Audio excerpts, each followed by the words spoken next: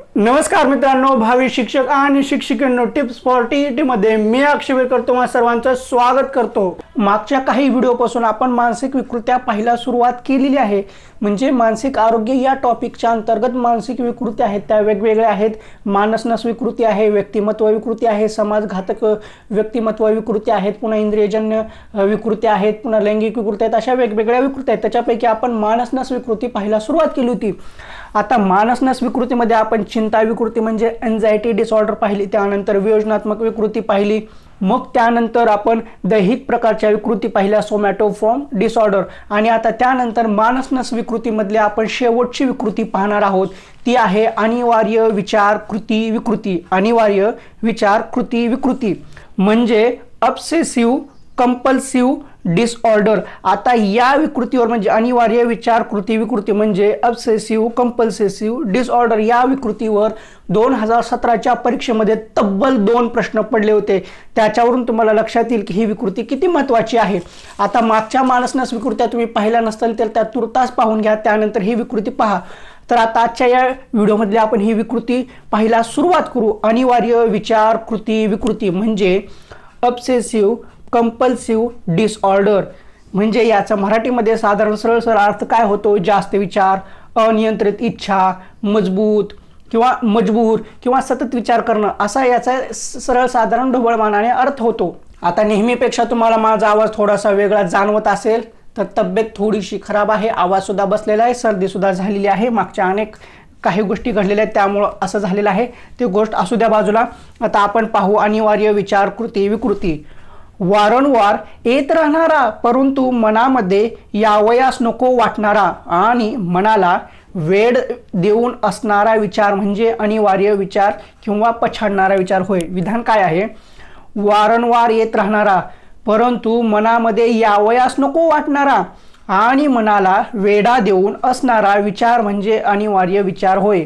आता याचं उदाहरण पाहायला गेलं तर आपल्या टीईटीचा निकाल कधी लागेल हे आपल्याला सुद्धा माहिती नाहीये, परंतु सतत सतत सतत सतत सतत सारखं तोच विचार येणं, टीईटीचा रिझल्ट कधी लागतो आणि टेटचं नोटिफिकेशन कधी येतं। आता हे विचार यायला नको आहेत आपल्याला, हे कधी ना कधी होणार आहे ते माहीत असताना सुद्धा आपण याचा विचार करत बसतो। हे अशा प्रकारचं आहे। सामान्यतः पछाडणाऱ्या विचारांमुळे विशिष्ट कृती पुन्हा पुन्हा करण्याची प्रवृत्ती निर्माण होते।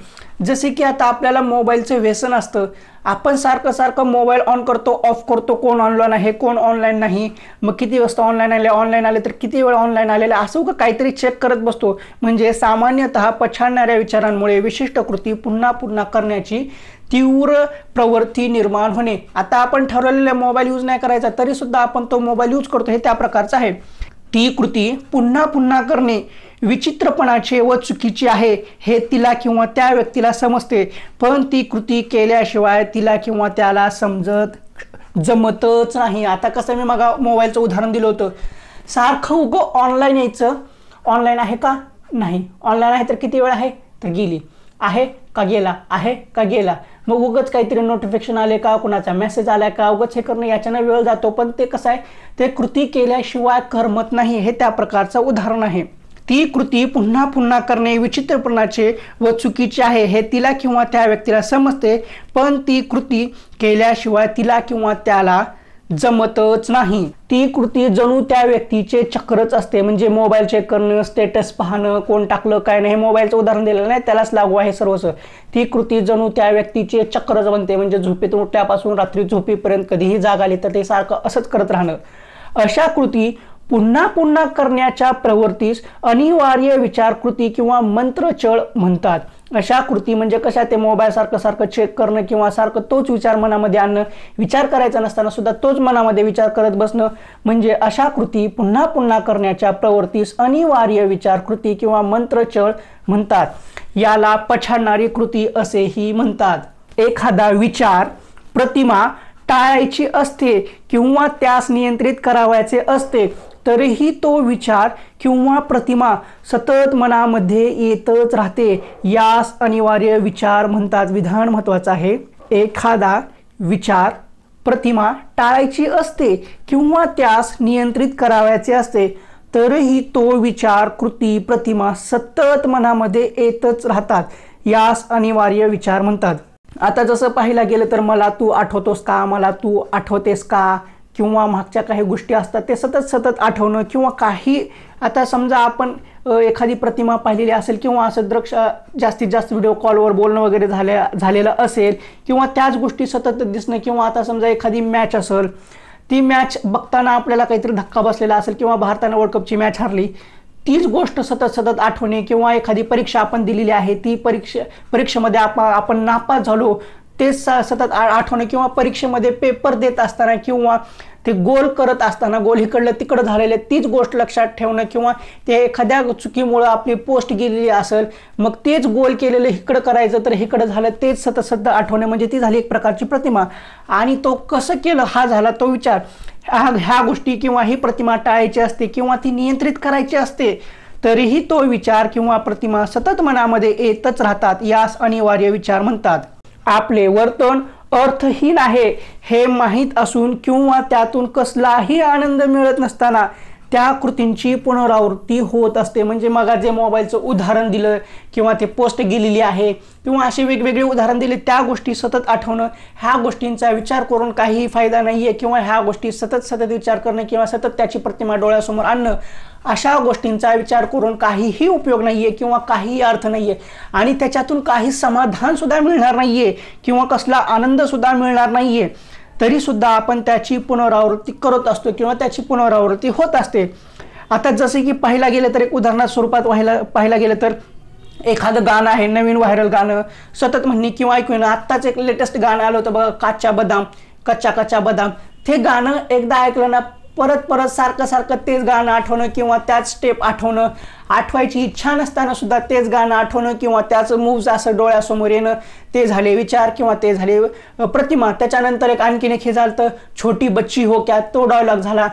विचार करताना नसताना सतत तो विचार ऑटोमॅटिक मनामध्ये येणं किंवा त्याच्याबद्दल विचार करणं किंवा तेच सारखं बघत बसणं, हे असं आहे नवीन व्हायरल गाणं किंवा सतत म्हणणे किंवा सतत ऐकू येणे. आता विकृत अनिवार्य विचार काय आहे ते पाहू. जंतू संसर्गाची भीती, कुणीतरी मला ठार मारेल, मी मरणार, हे विकृत अनिवार्य विचार आहेत. असे विचार बहुधा प्रत्येकाच्या मनात येतात. किंवा आता मध्ये कोरोना आला होता, त्या कोरोनाच्या जंतू संसर्गाची भीती वाटणं प्रत्येकाला वाटत होती. किंवा असंच कोणाला तरी वाटतं की बाबा आता मला कोणतरी मारणार आहे, मला ठार मारेल, येऊन कोणतरी मला पोटात चाकू खुपसून जाईल किंवा माझी मुंडी उडवेल, किंवा मी काहीतरी चुकीचं केलेलं आहे म्हणून कोणतरी माझा बदला घेईल किंवा मला मारून टाकेल, अशा गोष्टी वाटणं. किंवा मी मरणारच आहे, आता काही जरी झालं तर मी मरणारच आहे, मी अचानकच मरणार आहे, असं वाटणं, ह्या झाल्या विकृत अनिवार्य विचार. आता रॅचमन आणि डोडगसन 1980 अनिवार्य कृतींचे 2 प्रकार पाडलेले आहेत. आता अनिवार्य कृतींचे 2 प्रकार कोण पाडले तर रॅचमन आणि डोडगसन यांनी अनिवार्य कृतींचे 2 प्रकार पाडलेले आहेत. आता ते 2 प्रकार कुठले आहेत ते पाहू. त्यातला पहिला वर्ग आहे. पहिल्या वर्गामध्ये काय आहे माहिती आहे का, दारे खिडक्या, गॅस स्टोव्ह बंद केला की नाही हे पाहणे. म्हणजे ते आता अनिवार्य कृतींचे जे वर्गीकरण केलेलं आहे, 2 प्रकार पाडलेले आहे, म्हणजे अनिवार्य कृती किंवा अनिवार्य विचार. आता समजा आपण कुठं बाहेर गावाला चाललेलो आहे, घरामध्ये गॅस बंद केलेला आहे का नाही ते सतत पाहणं, खिडकी लावलेली आहे का नाही ते सतत पाहणं, किंवा 2 दरवाजे असतील तर पलीकडला दरवाजा लावला आहे का नाही, त्याची कडी लावली आहे का नाही ते पाहणं, लाईटी बंद केलेल्या आहेत का नाही ते पाहणं, फॅन बंद केलेला आहे का नाही तो पाहणं, मग बाहेर जाताना दरवाजाला कुलूप लावणं, मग परत वापस येणं, मग परत आणखीन चेक करणं, परत कुलूप लावणं, मग बाहेर जाणं, मग परत येणं आणि आणखीन चेक करणं. ह्या झाल्या ह्या पहिल्या वर्गात अशा व्यक्ती येतात. कसे, दारे खिडक्या गॅस स्टोव्ह बंद केला आहे की नाही हे सतत पाहणे. आता ही जी आहे अनिवार्य कृतींचे 2 प्रकार म्हणजे अनिवार्य कृत्या आहेत. ह्या ज्या कृत्या आहेत त्या जास्त महिलांमध्ये आढळतात. आता कुठल्या, गॅस खिडक्या किंवा गॅस स्टोव्ह, दारे खिडक्या पाहणे, बंद आहेत का नाहीत, बंद असले तरी बंद आहेत का नाहीत हे पाहणं, म्हणजे हे महिलांमध्ये आढळतं. पुन्हा आहे पैसे मोजणे, तरीही पुन्हा तपासणे. आता बंडल आहे, 100च्या 4-5 नोटा असू द्या, हो तुम्ही 100च्या 4-5 नोटा बोलता, 100, 200, 300, 400, 500, नाही 100, 200, 300, 400, नाही 100, 200, 300, 400, 500, 600, नाही 100, 200, 300, 400, 500, 600 असं करणं. किंवा आता 10च्या 100च्या 100 नोटा असतील तर ते 10, 20, 30, 40, 1, 2, 3, 1, 2, 3, 50, 49 असं करणं. मग परत आणखीन मोजत बसणं, काहीतरी चुकल्यासारखं वाटणं. मग एकदा 10च्या 100च्या 100 जरी नोटा असल्या त्या 100च्या 100 व्यवस्थित मोजल्या तरी सुद्धा आणखीन परत हे करणं हे असं वाटणं, आता ही कृती पुरुषांमध्ये आणि महिलांमध्ये समप्रमाणामध्ये आढळते. किंवा प्रार्थना करणे, मनातल्या मनामध्ये फुटफुटणे. आता प्रार्थना करणे म्हणजे काही जरी झालं तर मनातल्या मनामध्ये प्रार्थना करणे, देवा मला वाचव रे, माझं काहीतरी चुकलंय, आता माझं काही खरं नाही, देवा मी तुझ्या दारी आलो, मला खरंच वाचव, आता मला तुझी खूप गरज आहे. देवाचं नाव घेणं किंवा जप करणं, मग सारखं प्रार्थना करणं किंवा मनातल्या मनात फुटफुटणे. आता मनातल्या मनामध्ये फुटफुटणे कसं माहिती आहे का, आता आपण स्वतःच्या मनाला बोलतो ती गोष्ट वेगळी राहिली, वाहिली राहिली, पण आता अनिवार्य जर विचार करत असेल किंवा आपल्या मनामध्ये वेगवेगळे विचार असतील, तेच विचार सतत मनामध्ये येत असतील तर त्या विचारामधून बाहेर पडण्यासाठी किंवा आपणच आपल्या मनाला सारखं फुटफुटत असतो, तूच चुकीचा आहेस, तूच वाईट आहेस, सगळं तुझ्यामुळं झालेलं आहे, तू असा वागलास म्हणून तसं झालं, तू वेळ न द्यायला पाहिजे होतं, तुझी चूक आहे, सगळं तुझं चूक आहे, मग सगळं चुकी स्वतःवर घेणं किंवा स्वतःमुळंच असं झालं, मग काय गरज होती हे सर्व करण्याची, तू कितीही करून काय फायदा झाला, जे करायचं ते केलं पण त्याचं काय भेटलं का नाही, शेवटी तोंडावर आपटला. मनातल्या मनात फुटफुटत करत बसणे किंवा आता मी हे करायला पाहिजे, आता मी हे ते करायला पाहिजे, मग असे येड्यासारखे लक्षणं असतात. हे कसं प्रार्थना करणं, मनातल्या मनात फुटफुटणं, हे अनिवार्य विचारकृतींचे लक्षण आहेत. आता जे 2 वर्ग पाडलेले आहेत डोरगस सन यांनी कधी 1980ला अनिवार्य कृतींचे 2 प्रकार पाडले. पहिल्या वर्गात काय आहेत, दारे, खिडक्या, गॅस स्टोव बंद करून सुद्धा बंद केला आहे की नाही ते पाहणे, पैसे मोजले तरीही पुन्हा तपासणे, प्रार्थना करणे, मनातल्या मनात फुटफुटणे. आता दुसरा वर्ग आहे. आता दुसऱ्या वर्गामध्ये कसं असतं ते पाहू आपण. दिवसातून कितीतरी वेळा स्नानगृह, किचन कट्टा, घरातील फरशा नीट करणे. आता ही विकृती म्हणजे आता ह्या ज्या कृती आहेत त्या महिलांमध्ये आढळतात. कसं, दिवसामधून कितीतरी वेळा स्नानगृह म्हणजे जे काय आपलं बाथरूम आहे, टॉयलेट आहे ते सारखं साफ करणं, किचन वट्टा स्वयंपाक करून झाला तरी साफ करणं, चहा जरी केला तरी परत किचन वट्टा साफ करणं किंवा त्या किचन वट्ट्यामध्ये साधं काही जरी केलं किंवा आपण सोडा जरी केला किंवा काही पेप्सी आणून ते सुद्धा पिली तर सतत परत किचन वट्टा साफ करणं किंवा घरातील फरशा सारखं पुसणं किंवा नीट करणं किंवा घरामध्ये रोजच आपण जे खिडक्या असतात खिडक्या दारं पुसणं, टीव्ही पुसणं, कपडे पुसणं किंवा फरशा पुसणं, 4-4दा पुसणं दिवसातून, थोडी जरी धूळ बसली तर ते सतत नीट करणं, हे ज्या असतात हे दुसऱ्या वर्गामध्ये पडतात.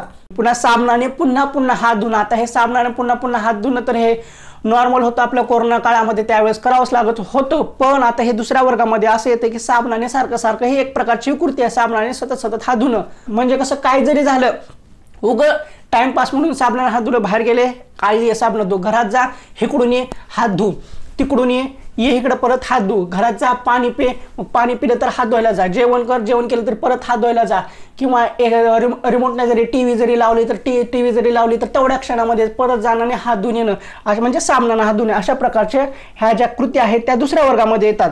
आता दिवसातून कितीतरी वेळा आंघोळ करणे. आता हे सुद्धा दुसऱ्या वर्गामध्ये येतं, दिवसातून कितीतरी वेळा आंघोळ करणं. आता जे काही हे असतात बॅचलर, जे काही बॅचलर रूमवर राहतात ते 8-8 दिवसाला आंघोळ करत नाहीत, पण हिवाळ्यामध्ये तर विचारायची सोयच नाही. पण आता अशा काही व्यक्ती असतात ते दिवसातून 4-4 वेळा, 5-5 वेळा, 6-6 वेळा सारखंच आंघोळ करतात. हे विकृतीचं लक्षण आहे. हे दुसऱ्या वर्गामध्ये येतं. अनिवार्य कृती म्हणजे गरज नसताना करणे, पण त्यांना करावंच लागतं किंवा त्यांच्या डोक्यामध्येच बसलेलं असतं, अनिवार्यच आहे, ते केल्याशिवाय त्यांना जमतच नसतं. सतत कपडे बदलणं, सतत हात धुणं. आता काही लोकांना सतत कपडे बदलायची सवय असते, दिवसातून 5-5, 6-6 वेळा कपडे बदलतात, 5-6, 6-6 वेळा आंघोळ करतात, तसं त्या प्रकारचं. आता लेडी मॅकबेथचे सतत वारंवार हात धुणे. आता हे एक प्रकारचं उदाहरण आहे, तुम्ही गुगलवर युट्यूबवर सर्च करा.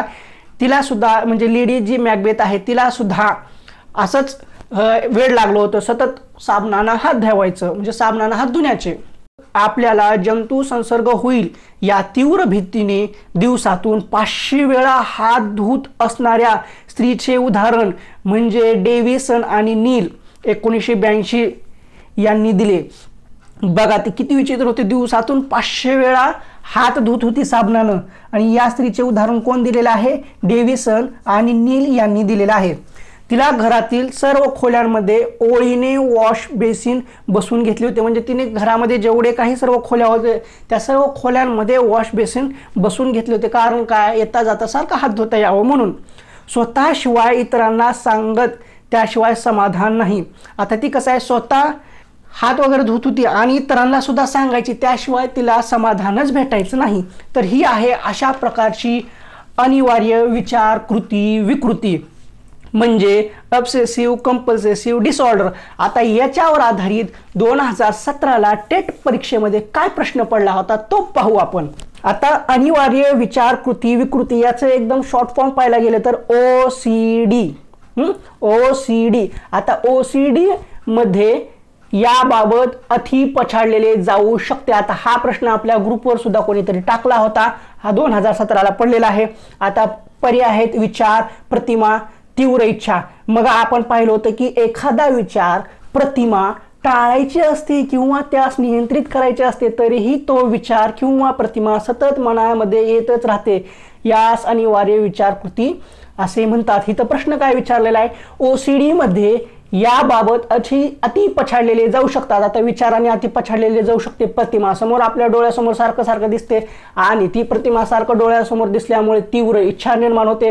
म्हणून ह्याच्यामध्ये जे ऑप्शन दिलेले आहेत, तीव्र इच्छा, विचार, प्रतिमा, तीव्र व इच्छा, हे असे 4 ऑप्शन दिलेले आहेत. म्हणजे अ, ब, क आणि चौथा ऑप्शन होता या, हे सर्वच्या सर्व बरोबर. तर हे सर्वच्या सर्व बरोबर, म्हणजे OCD मध्ये विचार, प्रतिमा, तीव्र इच्छा याने व्यक्ती अति पछाडलेले जाऊ शकतात.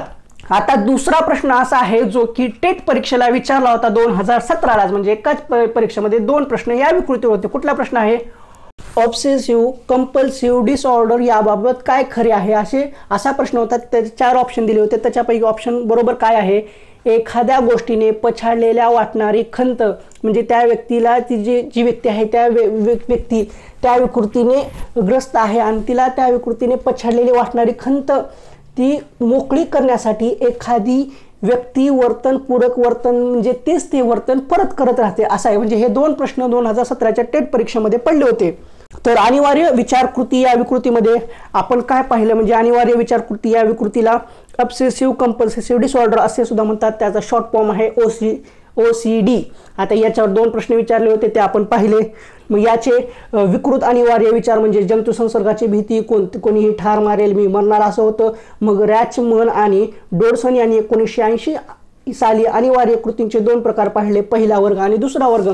अशा हे आपण दोन्हीच्या दोन्ही पाहिलेलं आहे. म्हणजे पहिल्या वर्गामध्ये व्यक्ती कशी असतात आणि दुसऱ्या वर्गामध्ये व्यक्ती कशी असतात.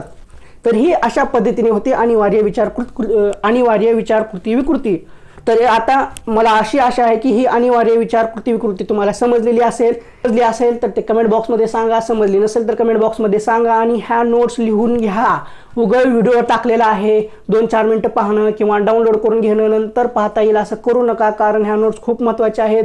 हे तुम्हाला कुठल्याही पुस्तकामध्ये मिळणार नाही, हे मी लिहून देतो आणि कुठल्याही चॅनलवर सुद्धा तुम्हाला अशा नोट्स दिल्या जाणार नाहीत किंवा ते तुम्हाला भेटणार सुद्धा नाहीत. चॅनलवर 12वीच्या पुस्तकावरलं जे 12वीच्या पुस्तकामध्ये नवीन पुस्तक आहे त्याच्यावर आधारित मानसिक विकृती शिकवल्या जातात, पण त्या मानसिक विकृत्यामध्ये ह्या विकृत्या त्या पुस्तकामध्ये नाहीतच. ह्या खूप मेहनत करून इकडून तिकडून हुडकून गोळा करून त्याच्या नोट्स काढून ते तुम्हाला प्रोव्हाइड करत आहे. त्याचा फायदा घ्या. फायदा करून घेतला तर तुमचाच फायदा आहे, ह्याच्यामध्ये माझा काही तोटा नाही आहे. किंवा हे तुम्ही व्हिडिओ पाहिलात किंवा लिहून घेतलात तर मी काय करोडपती बनणार आहे असं सुद्धा नाही आहे. तर असू द्या, ह्या व्हिडिओमध्ये एवढंच ठीक आहे. पुढल्या व्हिडिओमध्ये आपण पुढली विकृती पाहू. आता मानसनस ज्या विकृती आहेत त्या सर्वच्या सर्व संपलेल्या आहेत. आपण मानसनस विकृत्या 4 पाहिलेल्या आहेत आणि याच्या अंतर्गत वेगवेगळ्या विकृत्या होत्या त्या सर्व पाहिलेल्या आहेत. आता पुढल्या व्हिडिओपासून आपण व्यक्तिमत्व विकृती पाहायला सुरुवात करू. तर हा व्हिडिओ आवडला असेल तर व्हिडिओला लाईक करा, शेअर करायला विसरू नका आणि कमेंट बॉक्समध्ये तुमचं प्रतिक्रिया कळवा.